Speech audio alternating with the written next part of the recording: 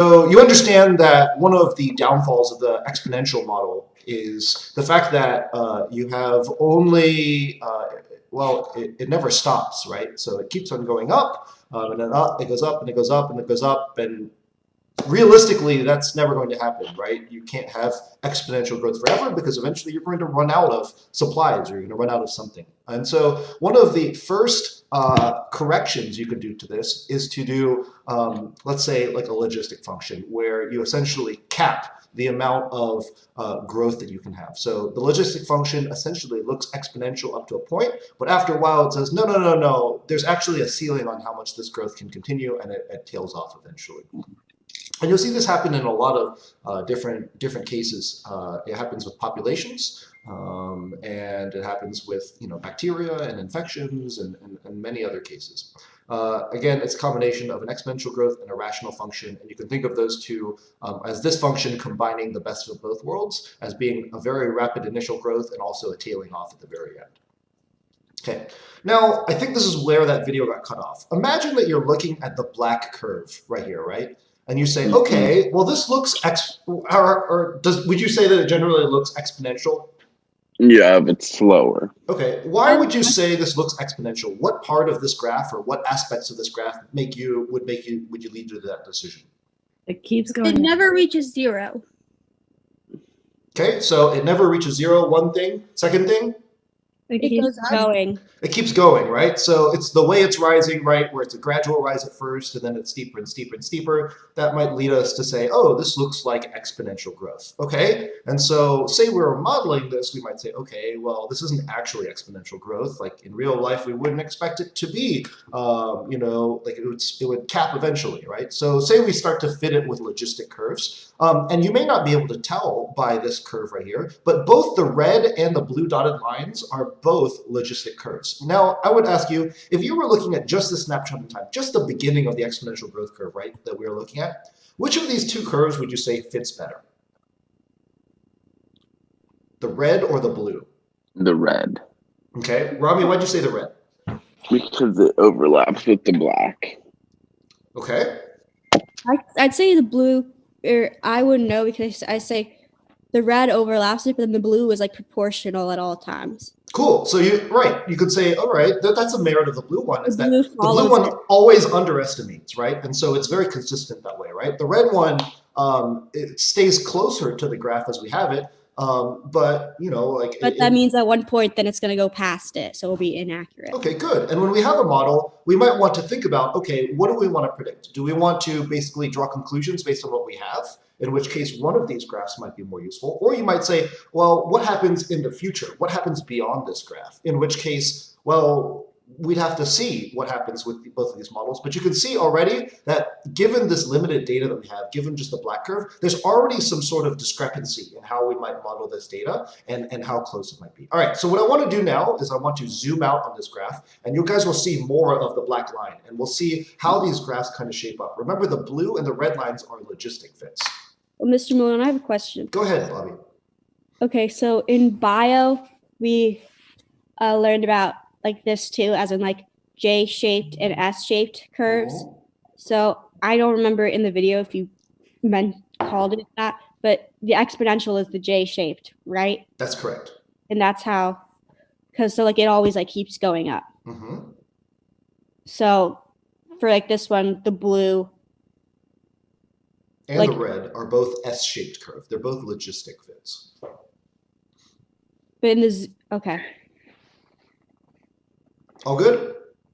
Yeah. Okay, so now we've zoomed out and we're looking at this graph and we see, okay, what's the difference between the red and the blue graph now? The red one. The blue follows the black line. The red one peaks quicker. The red one peaks quicker, right? So with the red model, we maybe had a lower carrying capacity than the blue one. But again, either of these cases could be closer in real life, right? It's quite reasonable to expect a potential situation to tail off, at a lower amount or at a higher amount. Or maybe both of these are drastically wrong and it doesn't tail until much later, right? But it's very hard to tell, and you can see that especially since this exponential growth is very steep, it becomes very hard to realize when you're going to pull out of your exponential growth. Do you see that? Right, like these two curves kind of pull out maybe 2 days away from each other, or 2 units of the x-axis, or 2 units of the t-axis away from each other, and that's can be really difficult to judge at the very beginning of an event when you are, say, maybe where we were a week ago or 2 weeks ago at the beginning of the exponential growth of COVID-19 in the US, where we were just looking at this part of the curve and you're saying, how dangerous is this going to be in the US? And it's not really easy to make a reasonable prediction on that. You're just going to have huge margins of error, again, because it's very difficult to know when to pull out of that curve. Does that make sense in terms of the carrying capacity and like kind of the midpoints of each of these graphs? They're very close together. Wait, what do you mean like pull out? Because like it does peak, it peaks earlier, the red one, but like the blue one peaks like, it doesn't peak that much later. Like, what did you mean by like midpoint? Okay, so you see the S-shaped curve? The S-shaped curve has a midpoint. Like the red curve midpoint would be right here. Okay. Right? The blue curve midpoint would be here, right? But you can see that between this point and this point, it's maybe only like 2 units of the x-axis. How do you know where the midpoint? Oh, it's like It's like the middle of the S, right? So you look at like where it's symmetric, and then like the center of that symmetry is the midpoint. And you can see that these two midpoints, they're very far away from each other in the graph, but horizontally, there's not that much distance between them, right? And so that's why we're like, if you're looking at the growth of the US, it's like, when are things going to be the worst, right? There could only be 2 days difference between your prediction, but the amount of people potentially infected in that model would be a huge difference, right? Because exponential growth is so steep, and 2 days more of exponential growth can make a huge difference in terms of how different the impact of what's going on can be. And so you can see that it's very challenging, and having a sophisticated model that maybe tries to capture this more accurately can make a big difference in terms of what you're predicting in your different models and how accurate you're going to be. Okay, so you can see that this is actually quite difficult with a logistic model because, again, you're just putting into your model how much you think the maximum capacity is, right? And at many times when you're modeling what's going on, it's impossible to say, like, how many people in the US do you think will get COVID-19? Like, is it 160 million? Is it 300 million? Is it 330 million? Is it 1 million? That's really hard to say, or it was really hard to say a while back. The longer we go into this, the better of an idea we have as to the impact of it. But you can see that the logistic model has some problems in that you have to make a prediction very early on where you don't have all the data to make that prediction, right? And that makes it, let's say, in terms of the shape, a very good model, but in terms of what you put into the model, not quite as good. It might be better, for example, if we had maybe some hard data based on what was going on in the particular cases, what was going on when people get better, how long it takes to do those things. And when you start putting those models in, you obviously get a more sophisticated model, but you also get one that's more complicated to execute on. So if you ever dabble into epidemiology, one of the first models that you will learn is the SIR model. And it's called the SIR model because it basically groups people into 3 categories. It says, all right, in the SIR model, as a person, you can only be one of 3 things. First, you can be a susceptible individual. A susceptible individual is someone who is healthy, but who has not gotten sick yet and could get sick. Right? So if I'm susceptible, that means I could get this particular illness, right? And if you are a susceptible person, your life is really boring. There's only one thing that can happen in your life if you are a susceptible individual. That is to say, you can become infected. And when you're an infected person, you know, you're sick. And in this model, there's only one thing that can happen to you once you've gone from susceptible to infected. And that is you can go from infected to recovered. Notice that this model doesn't distinguish whether you get better from the infection or whether you die. Both of those things are considered recovering because you're not being infected anymore. So this model is a very simple model, but it doesn't distinguish between whether you get better from the disease or whether you pass away. Right? And so you might then be able to predict roughly how many people would pass away if you're to say, okay, maybe like 1% of these recovered people are going to be people who have passed away, or something to that effect. That allows you to make some predictions, but it's not explicitly built into this model. Okay, so again, we go from susceptible to infected. That means we get sick, right? And then we go from infected to recovered, and that means we are not getting sick anymore. Okay. We're dying. Right. So let's consider this model, and let's, before we look at the assumptions, let's talk about how might you affect how fast people go from here to here, right? From susceptible to infected. How might we change the rate of transmission, or how contagious this disease effectively is being? Quarantine. Quarantine. Okay. So Bobby, what would quarantine do to this process, to these transfers, or to the rates of change? It would mean that, like, if, let's say that you were infected, or you were like an asymptomatic carrier, or you were just a carrier, then you wouldn't be out and infecting everybody. Like, it would like stop like the spread from infecting like more people. Good. So would Like, you it's, like, say slower. So would you say quarantine would affect the transmission rate or the recovery rate, Bobby? The transmission rate. Good. And what would it do to the transmission rate? It would lower it. It would lower it. Okay, great. Can someone give me something else? Technically, it would, in the long term, raise the recovery rate because Okay. because hospitals will have. I mean, that's getting a little more deep into it, though. Hospitals will have more time to focus on the less people infected, and won't be overcrowded. Okay. So for that to be the case, then if there were fewer people in the hospital, then people would need to get better quicker than if there were less people in the hospital. So for sure, Rami, I think what would happen if the hospitals were overloaded? Which of these two rates would be affected? The recovery rate. The recovery rate. What would happen to the recovery rate if the hospitals? Or if the It would go hospitals were down. overloaded? It would go down. Why is that? Because the hospitals don't have enough time. They don't have enough supplies to help everybody. Okay. Now this is where this model Would kind it- of. Okay, go ahead. Wouldn't the recovery rate also go up because it's not taking into account people who die?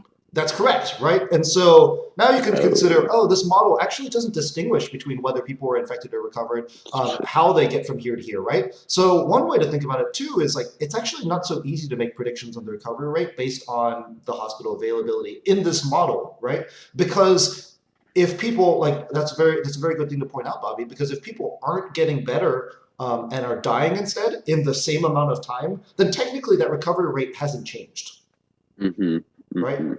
So weirdly enough, that might decrease the recovery rate. It might increase the recovery rate depending on how kind of the course of the infection plays out. How many people die? Right. But for sure, yeah. Go ahead. Wait, it's just that the recovery rate, you said in this model, it's you die or you recover, correct? Right. So how would the recovery rate, right? Like if the hospital, what were you saying about it? All right. So basically, hospitals are full. Right. People die faster. Yes. So the The rate- recovery rate in that instance would go up. Yes. Which might be a little counterintuitive because generally you would assume the recovery rate would have to do with how well patients are getting cared for and how fast they get well. Right. Right? So weirdly enough, you might predict that if hospitals were underloaded, then people would get good care and the recovery rate would go up, potentially, right? Yeah. But because of the way this recovery rate is defined, if people get worse care, the recovery rate might also go up because people could potentially pass away faster.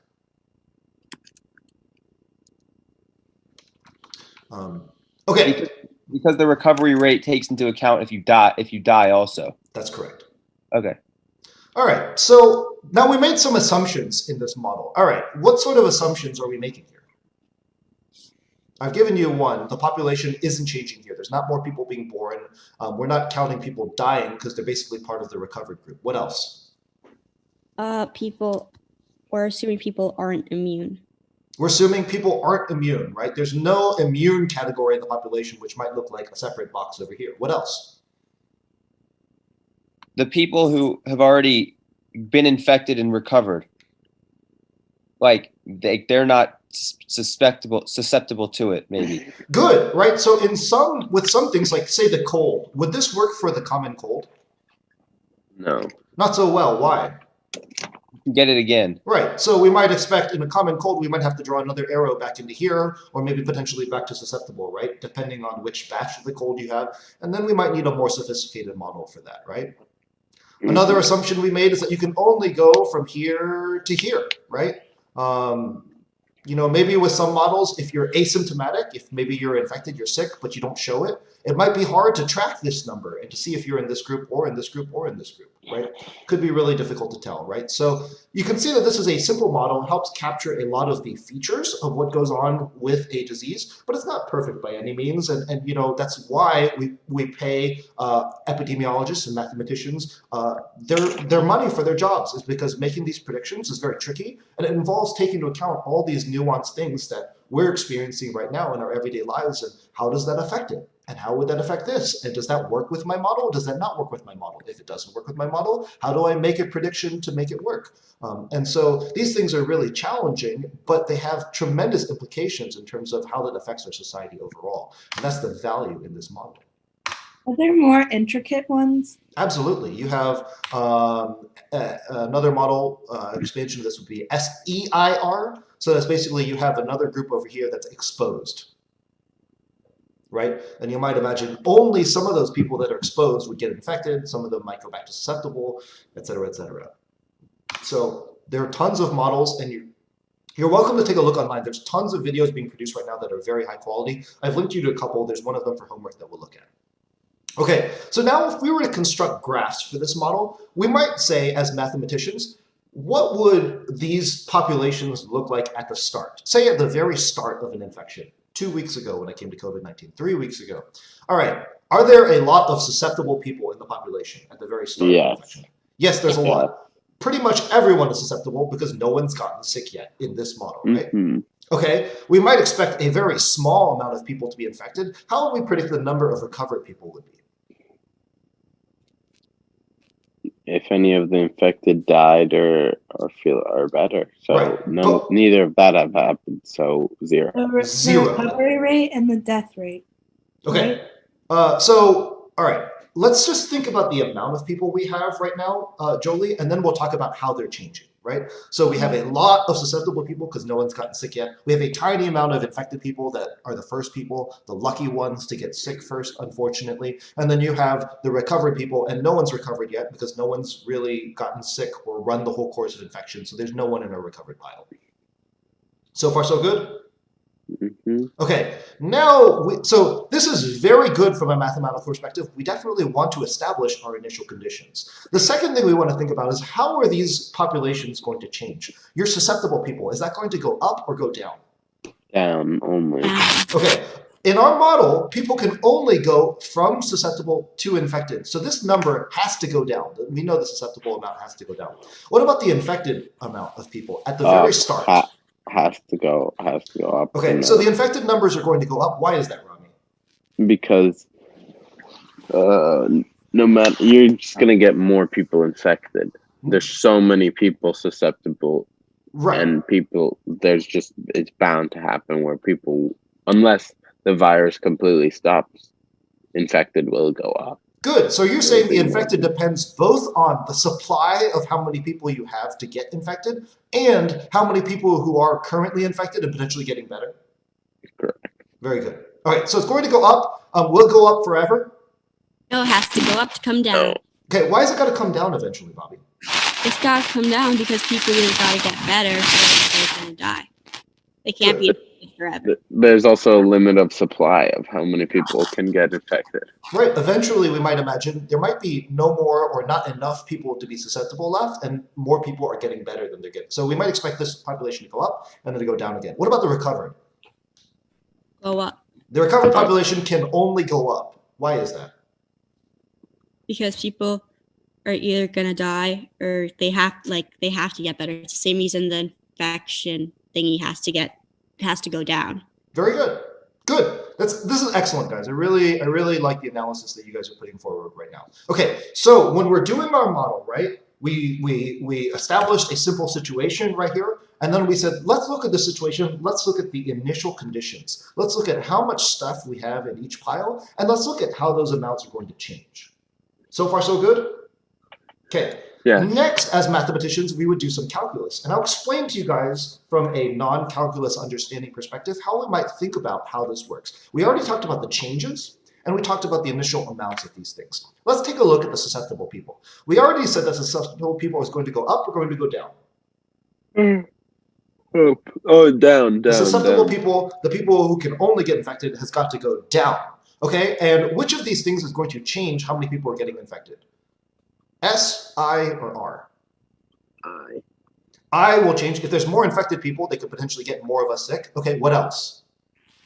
Say that again. Which of these three populations will affect how fast the amount of people are getting infected? The infection one. Okay, so the infected will change. Obviously, having more infected people could make more susceptible people get sick. And what else? Ooh, that's really loud. Sorry? Susceptible will go down. Okay, keep in mind, you might also think if there are a ton of susceptible people, your supply of people to get infected is very large, right? Think about a population in which only one person is susceptible. This rate is not going to be a very large rate of change, right? So this is going to depend on S and I, okay? And so now we might define our rate of change of S as to be negative. Why is it negative? It's going down. Because it's going down, right? And it's going to be related to the amount of people we have that can get sick, the amount of people who can get them sick, and the transmission rate, which is basically how contagious this thing is. And multiplying all three of these things together might be a very good way of estimating how fast the infections happen. So far, so good? Wait, So, Mr. Malloy one. Oh, you guys can okay, go. so Harris first, and then Jolie. so like the susceptible people, like if the like if more people are if it's like, so you're saying like if those susceptible people become infected, then the susceptible people amount will go down. Is that what you're saying? Yes, and I'm saying if there's more people who are susceptible, then it will go down faster. Like more people will get infected faster because there's a bigger supply of it. Okay. Right? Like if I'm an infected person, all I ever run into is other infected people. I have no one to get sick. Wait, so if more people are susceptible, the infected rate goes down or up? Okay, so if more people are susceptible, people Then- will be getting sick faster. So the infected rate goes up. The infected rate will go up, right? It will be a larger negative number.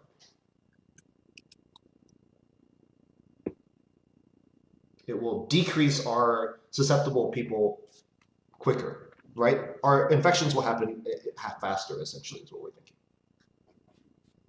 Okay, now let's talk about the infected people, right? Hey, can I ask my question? Yeah, go ahead, Jolie. What like causes someone to be immune? Like, how is that possible? Okay, so I would say biologically, generally speaking, your immune system is like, it has a memory for maybe prior infections that you've gotten, right? So say you get a common cold and then another cold that's like the exact same thing comes to your immune system. Your immune system says, okay, I know how to deal with this. I've already got some antibodies in place from recovering from that infection, and they already have, kind of a programmed response. They know what to look for, they know how to take care of it, and they can help you recover and get better. So the only way to be immune is if you've previously had it. Well, essentially, that's one way. There are some more complicated ones. Sometimes with some diseases, you may have some genetics that may help you be better. There's a condition called sickle cell anemia that makes you immune to malaria for various biological reasons. I won't get into that here. But so there are some genetic reasons that might lead you to be less vulnerable to this than other people, or more vulnerable to it. It just depends on all of these things. Okay, so I want to look at the infected people now. Now, with the infected population, we said it can go up because people are getting infected, but it can also go down because people are getting better. So far, so dying. good? Yeah, getting better or dying, right? And those two things are in this Just model. the complete opposite. Okay, all right, so if we look at our population of infected people, our number of infected people, it goes up or down because people are getting infected. Goes up. Goes up, so we put a positive number right here, okay? And it goes up or down because people who are recovering. Down. Goes down. Goes down, right? So we put a minus sign over here. Okay, so we could say our infected people is going to go up because of something that has to do with people getting infected, That's our supply, and it's going to go down because people are getting better and they're not becoming infected anymore. So far, so good from a conceptual perspective. Yeah. Okay, what affects these things? We already mentioned that the amount of susceptible people and infected people affects this amount. What's going to affect how fast you recover? Okay, once I'm sick, right, is anything going to change how fast I get better? Medicine. Okay, rest. medicine, right? So maybe my recovery rate, right, might affect it, right? And how many people are getting better in a given day is really going to depend only on the amount of infected people I currently have, right? If I have a lot of people, then a larger number of people will get better, because like say like 5% of people get better in any given day. That's 5% of a large number is going to be a lot bigger, right? So when you go to your recovery rate, or when you go to your infected people and you talk about the numbers there, you can say, okay, this is what our rate of change might look like for this. We're looking at, okay, it's going up because people are getting sick, and it depends on these two populations, and it's going down because people are getting better, and it depends on this population. Okay, what we've just done right here, folks, when we talked about these populations, how they're changing, is we've just written differential equations.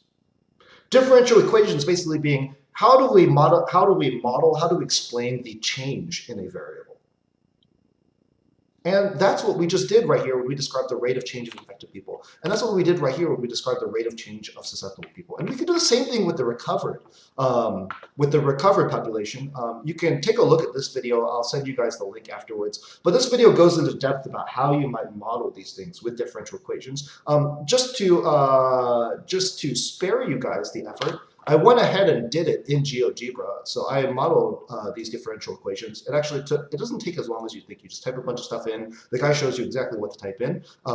But one of the benefits of modeling this on a computer is you can type in these differential equations, which oftentimes can be very, very difficult to solve. It can take hours and hours of working out by hand if you're to do it that way. But computers can do this automatically. And so from a thinking about math perspective, as opposed to having to grind out all the details, it can be really helpful to model things in a computer, because that allows you to just put stuff in, and then it lets you get to the really important stuff, basically seeing how things change very soon. Okay, so first of all, this is the model right here. Can you guys see the red line is the infected, the green line is the recovered, and the purple line is the susceptible population? Okay, so first I would ask you this question. Does this model appear to obey the predictions that we made to begin with? Why or why not? Someone please explain to me what they see here and how it's accurate or not accurate based on your predictions. All right, Bobby, you got your hand up. And then Harris. Okay. Yeah. Bobby first. Okay, it's accurate because, well, how much do you want me to say? What part of it is accurate to you? Or what? Yeah. The susceptible starts high, gets lower. Okay. And, and so it gets really, really fast right here, right? Because there's a lot of people getting them sick, and we still have a lot of people who are susceptible. And then we run out of supply here. And here, there's not that many people who are infecting, right? So it's slower here. Okay, cool. What else? Harris, what do you see here? I see how less people are getting infected, and at the same time, more recovering. When? What do you mean? Like, when are less people getting infected, and when are more people recovering? Are those days, like the numbers? Yeah, so you can think of these numbers as being days along the x-axis. When are less people are getting infected at like the 6th or 7th day, and then like it starts to flatten. Okay. Are a lot of people getting better on this day? The rate's not going up, so no. All right, so at this time, really not much is happening. There's only a tiny amount of people who are infected, and maybe like a tiny amount of those people are getting better, but there's really not that much happening. Where a lot of the change, where a lot of the infection, and where a lot of the recovery happens is when these graphs are really steep, right? So when these graphs are really steep, when they're changing a lot, when the slopes are really steep, right? Remember what we've been talking about all year, how the slope is related to the rate of change. Then we could say that these populations are changing a lot, and we have a lot of this infection, and we have a lot of this recovery. From 2 to 4, that's when the recovery is 2 to 4, big. we have a lot of recovery, right? A lot Actually, of people the recovery dying. peaks around 1.5, but also we have a lot of people getting infected at 1.5. So that's why we don't see a large change in the affected number. Okay, so far so good here? Yeah, because you're basically saying like when it's like the rate of change changes the most at the beginning because eventually it flattens. Yeah. Okay. Okay, so one of the benefits of this model, do you guys see some sliders here? Yeah. So we can change these rates to see what happens. Okay, so what would happen if we change the transmission rate? Basically, how many people are getting infected? Let's push this rate up, but let's predict what's going to happen first before we do that. What would happen if the transmission rate goes up? More Uh, people get infected. Other rates go higher faster and then drop faster. Okay, all right, so we're going to peak faster, and they're also going to, all right, so now Jason, will it drop faster? Oh, I thought it would, but maybe not. Well, keep in mind your recovery rate, right? Has that changed? I guess not. All right, so let's do it. Let's see what happens. I'm going to slide this over. Okay. What do you guys think? So It's susceptible. It drops faster. The amount of people getting infected, right, is much faster now, right? That should hopefully make sense to us, right? Because we just raised the transmission rate. Okay, now Jason, what about your prediction right there? I'm trying to. Let me zoom in on here. You want me to zoom in? Okay, is it dropping faster than, say, over here? No.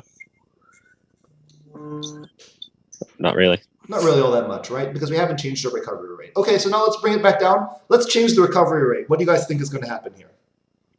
It's gonna be like slower. All right, clarify what you mean by that. It's gonna be like, it's gonna be less like steep. Which curve is going to be less steep? Oh, Is that going to affect the susceptible curve?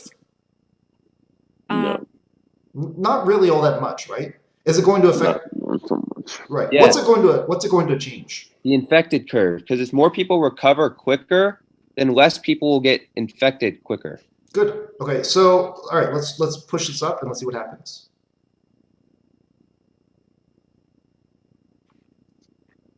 Okay. What do you guys notice happens here? The susceptible like mimics the recovered but opposite. Okay, good. The susceptible and the recovered are mimic but opposite. Okay, so they're kind of like, they almost look like vertical flips of each other. Now, there's something else that I want you guys to see here. The infected drops significantly. The infected drop significantly, right? Because not only are people getting better faster, but they are not getting as many people sick because we have less Getting people, better right? faster. Yes, exactly. Okay, there's another thing I want you guys to notice as we shift things from here to here. Take a look at your susceptible curve and see if you notice any changes in what's happening with your susceptible curve as we go from here to here. Well, the bottom is going up. Okay, what does that mean? That means that the limit of like our supply is going up, like where it stops. Okay, so what's happening, like say you're a susceptible person at this point. What would you say has happened to you at this point in time? There are fewer of you, fewer susceptible people, but like they're still. Okay, but in your independent story, what has happened to you? You didn't get it. I didn't get it. This entire plague, epidemic, virus, whatever you want to call it, sickness, whatever imaginary disease we're modeling here, this whole thing has run its course, right? It's not even an issue anymore in society. And what happened to me? I didn't even get it. And this shows a very important thing that we're trying to achieve by flattening the curve, is that if our transmission rate is really high and our recovery rate is really low, then what happens? Everyone gets sick. Right? But if we take efforts to to flatten the curve enough, then we might potentially expect some people never to get sick. Right? And that would be a huge deal if we can save 10%, 20%, 40%, 60% of the population from getting sick after this thing runs its course. Then the next time this runs around, the transmission rate is going to be a lot lower because fewer people are in the susceptible category. Wait, so if the transmission rate is, oh right, so if it goes quicker, right? So like when you go, right. So like when the transmission rate goes up, then what happens to susceptible people? It peaks. Oh, right. It peaks earlier. Well, yeah, well, it drops, right? It doesn't It have a drops peak, right? earlier. So, It like, stops dropping. yeah, and it goes all the way down to zero here, right? Now, what happens when your transmission rate goes down? Now you can see the asymptotes coming up, right? Mm-hmm. And now you can see, all right, this is actually predicting that around, let me adjust it a little bit. Right here, it's predicting that around, can you see this number 0.1?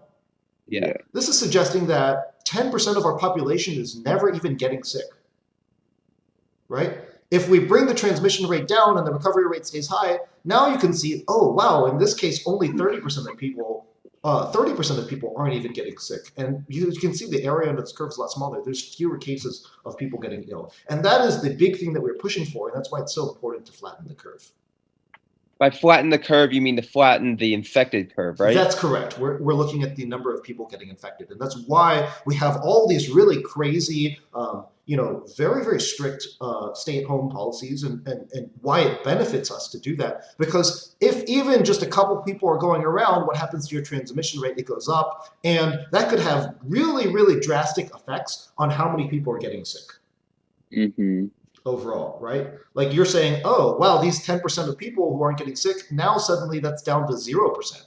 Or now we went from 40% of people who are getting sick, all the way down to here. That's this is a very simple model. Like I said, it's not perfect. We're missing, a lot of nuance and a lot of detail. But on the other hand, it also does capture a lot of the detail in terms of how an infection works. And you can see that the thought process behind it isn't a crazy thought process. We have some pretty logical assumptions in terms of how a disease would run its course or how an infection would run its course. It's not perfect, but it's a decent capture of that. Wait, So- Mr. Brewer, for the susceptible category, like when it's like 0.9, that's like 90%, right? Yes, that's correct. That means like the transmission rate's higher. So that means like 95, it looks like 95 or 97% of the population is susceptible to it. Right, with this transmission rate and this recovery rate. Okay. Right. So now, like, one of the benefits of this model too is it's actually, you can calculate a transmission rate and you can calculate a recovery rate, right? Like if you look at the beginning conditions where people are really only getting infected, that allows you to make a pretty good prediction on what the transmission rate is. And you can look at individual people and say, it took this person 2 weeks in the hospital before they got better. That gives you an estimation of what the recovery rate is. So one of the benefits of this model is you don't need to be able to predict the future. You just need to look at what you have, and that allows you to type in some numbers here and make some predictions. And that's where we start getting to more and more sophisticated models. Now you can observe some stuff very easily in everyday life, and that allows you to put in numbers here and make predictions of what's going to happen from there. Okay, so there's a whole slew of questions you might have. For example, you might ask, okay, so what happens if not enough people are getting tested? So you don't know some of these numbers. That makes it a lot harder to make these models. That makes it a lot harder to make predictions. That also makes it harder to know who's infected and who you should stay away from, right? What happens if we do a good job in the quarantine? What happens if we don't do a good job in the quarantine, but some people are doing it, some people aren't? What happens if everyone still goes to a grocery store? What happens if we do a travel ban between countries? How does that affect in terms of how does that affect our population? How does it affect other population? You might have a lot of these questions. Is that fair? Yes. Okay, so what I've done for you guys for homework is I've sent you an assignment. It's a very, very good YouTube video that explains this visually. So it basically shows you a picture of a population and people moving around in the population, and it shows you how people get sick in that, and it asks all these questions, and it helps you think about what's going on here and how you might think about it in the context of this kind of model of infection, the SIR model, which is a very simple model, but which can be applied to a lot of different situations that are very real to us right now and are going on in our everyday life. Okay, so what I would like you guys to do, I'll put that in the comments for this YouTube video that I'll post, but it's also sent to you guys in your email, and I've posted it to Blackbot as well.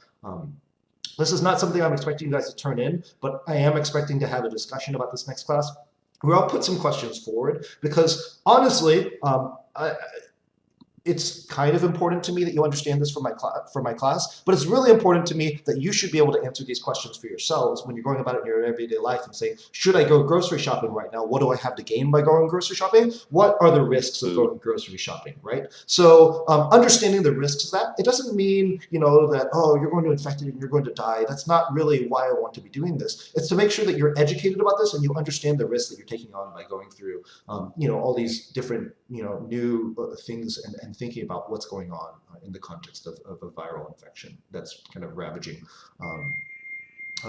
humanity right now. So will the video give us like a way to defend like those questions that you asked? Because like Absolutely. I don't know if travel bans helped or not. Like it's not okay. Right. And yes, I intend for you to be able to answer some of those questions and maybe just be stuck on some of those questions. That's okay. But you should be able to answer some of those questions just by watching that video. It's a very good one. It's very well explained. If you have any questions, you're always welcome to hit me up and we'll chat that way. All right, guys, thank you for class today. I hope that was informative and helpful. Give us, what I wanted to do is I wanted to give you guys a sense of what we mean when we say a mathematical model and help you guys understand it's not just, a bunch of predictions that aren't based on any reality. It's actually a lot of logic and a lot of thought process that goes into it in terms of how we would model these things. Thanks for class today. I'll catch you guys next time. Have a day. Thank you. Thank you. Yeah. Bye. Bye.